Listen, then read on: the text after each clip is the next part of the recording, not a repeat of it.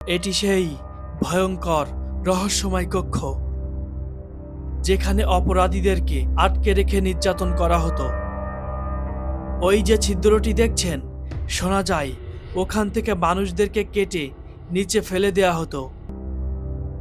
এখানকার স্থানীয়রা আজও ভয় পায় এই ছোট্ট ভবনকে।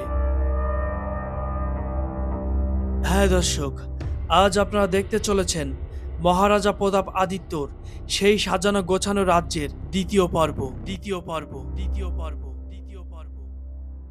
বন্ধুরা, আমার পাশে এখানে দেখুন, এখনো মানুষের হাড় পড়ে আছে। এখানে এই যে দেখুন, এখানে হাড় পাওয়া গিয়েছে মানুষের। এখানে কিন্তু এখনো সুড়ঙ্গ রয়েছে, গুপ্ত সুড়ঙ্গ। এই সুড়ঙ্গ কি উদ্দেশ্যে গড়া হয়েছিল আমি জানি না, তবে ইতিহাস অনেক কিছু বলে। এখানকার ইতিহাস অনেক কিছুই আমরা জানি না। যশোরের অধিপতি এক কিংবদন্তি নায়ক মহারাজা প্রতাপ আদিত্য, দিল্লির বাদশাহের সাথে বাংলার এক রাজার তুমুল যুদ্ধ, যে যুদ্ধ ইতিহাসের পাতায় এই রাজাকে করেছে অমর, এক কিংবদন্তি। রহস্যে ঘেরা ছোট্ট এই ভবনটি মহারাজা প্রতাপ আদিত্য রাজত্বকালে 1884 থেকে 1611 সালের মধ্যে নির্মাণ করা হয়েছিল বলে ধারণা করা হয়। ঐতিহাসিকরা মনে করেন মহারাজা প্রতাপ আদিত্যর সময় এটি ছিল একটি উন্নত মানের স্নানগার। রাজ পরিবারের সদস্যরা এবং বিশেষ করে অতিথিরা এখানে স্নান করতেন। আবার শোনা যায় এটি ছিল অতিথিদের আপ্যায়ন কক্ষ। এখানে অতিথিদেরকে খাওয়ানোর ব্যবস্থা করা হতো, কিন্তু ঐতিহাসিকভাবে এর কোনো সঠিক ব্যাখ্যা কেউ দিতে পারেনি। তবে এই অঞ্চলের মানুষের মতে তারা তাদের পূর্বপুরুষদের কাছ থেকে শুনে এসেছেন প্রতাপ আদিত্যর পতনের পর হরিচরণ রায় সিংহাসনে বসেন। তিনি হয়ে ওঠেন অনেক অত্যাচারী একজন জমিদার। এছাড়া তিনি ছিলেন মুঘলদের আনুগত্য। মূলত ফেলে দিতে কিন্তু ওপরের থেকে ওইটা। এবার এখান থেকে সবাই চাইলেও এই দরজা আছে, এখান দিয়ে বেরোবো, এখান দিয়ে বেরোবো, অনেক কক্ষ বিশিষ্টের ভিতরে সুড়ঙ্গ আছে আয়না ঘরের মতো। হ্যাঁ, কিন্তু সেগুলো মাটিতে কিন্তু ভরে গেছে। আশেপাশের লোকেরা বলেন তারা তাদের পূর্বপুরুষদের কাছ থেকে শুনে এসেছেন ওই গম্বুজের ওপরে অপরাধীদেরকে কেটে অথবা হাত পা বেঁধে নিচে ফেলে দেওয়া হতো। আর এখানে কোথাও একটি নলকূপ ছিল, ওই নলকূপের মধ্যে গিয়ে পড়তো তাদের অংশ। বর্তমান সেই কূপটি আটকে দেওয়া হয়েছে। আবার কখনো কখনো জীবিত মানুষদেরকেও হাত পা বেঁধে এর ভেতরে ফেলে দিত। আমরা এর মধ্যে প্রবেশ করার পর কিছু হাড়গোড় দেখতে পাই। নিশ্চিতভাবে বলতে পারছি না এগুলো কিসের হাড়, তবে এগুলো যে কোনো পশু পাখির হাড় নয় তা বোঝা যায়।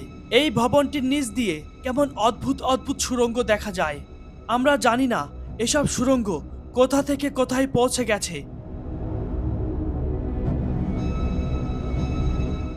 তবে প্রাচীন আমলের এইসব নির্মাণ শৈলী দেখলে বোঝা যায় কি নিখুঁত কারিগর দ্বারা নির্মাণ করেছিলেন এইসব স্থাপনা। বন্ধুরা, এটি একটি সুড়ঙ্গ। বন্ধুরা, এই দেখুন, এখানে কিন্তু এখনো সুড়ঙ্গ রয়েছে, গুপ্ত সুড়ঙ্গ। এই সুড়ঙ্গ কি উদ্দেশ্যে গড়া হয়েছিল আমি জানি না, তবে ইতিহাস অনেক কিছু বলে। এখানকার ইতিহাস অনেক কিছুই আমরা জানি না। ইতিহাস যতটা সুন্দর ততটা ভয়ঙ্কর। বন্ধুরা দেখুন, এখানে রয়েছে একটি সুড়ঙ্গ। কেন, কি উদ্দেশ্যে এসব নির্মাণ করেছিলেন আমরা জানি না ঠিক। হরিচরণ রায়ের শাসন আমলে এই জমিদার বংশের ব্যাপক প্রভাব ঘটেছিল। লোকমুখে শোনা যায় জমিদার বাড়ির সামনে দিয়ে যাওয়ার সময় সাধারণ প্রজাদেরকে জুতা খুলে সম্মানের সহিত যেতে হতো। সুড়ঙ্গ খালি একটা না তো, ওই পাশে ওই যে ঘর বেঁধে না, ওখানে 3টি ছিল। এত বড় শাসনকর্তা ছিল, শুনেছি এসব কথাগুলো আমার বাপদাদার মুখে বা প্রতিবেশীর মুখে, যে ওনার বাড়ি এদিকে হলো কাঠখালির ব্রিজ আর এদিকে হলো চুনুর ব্রিজ। এর মধ্যে কেউ ছাতা মুড়ি দিয়ে জুতো পায়ে দিয়ে হেঁটে যেতে পারত। ওনার বাসার সামনে দিয়ে ছাতা দিয়ে এবং জুতো পায়ে দিয়ে কেউ হেঁটে যেতে পারতো না। সাতক্ষীরা শহর থেকে প্রায় 72 কিলোমিটার দূরে শ্যামনগর উপজেলার নাকিপুরে অবস্থিত এই জমিদার বাড়িটি প্রতাপ আদিত্যের পতনের পর হরিচরণ রায় এই অঞ্চলের দায়ভার গ্রহণ করেন। তার সময়কালে এই বাড়িতে প্রতি বছর দুর্গা পুজো হতো। ছিল জোড়া শিব মন্দির, চিকিৎসালয়, নহবতখানা, পূজা মণ্ডপ, দিঘি ও পুকুর।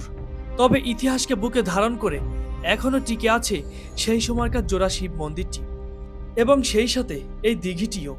এখনো পর্যন্ত এই মন্দিরে স্থানীয়রা পূজা আরাধনা করে থাকেন। 1950 সালে জমিদারি প্রথা বিলুপ্ত হওয়ার পর এটি পরিত্যক্ত হয়ে পড়ে। বর্তমানে এর অধিকাংশ অংশ ধ্বংসপ্রাপ্ত হলেও এর কারুকাজ ও বিশালতা প্রাচীন আভিজাত্যের পরিচয় দেয়। বন্ধুরা, আমার ভিডিও আপনাদের কেমন লাগে? যদি ভালো লাগে তাহলে কমেন্ট করে জানাবেন এবং সেই সাথে আমার ইউটিউব চ্যানেলটি সাবস্ক্রাইব করুন এবং পরবর্তীতে কেমন ধরনের ভিডিও চান কমেন্ট করে জানাবেন। ধন্যবাদ।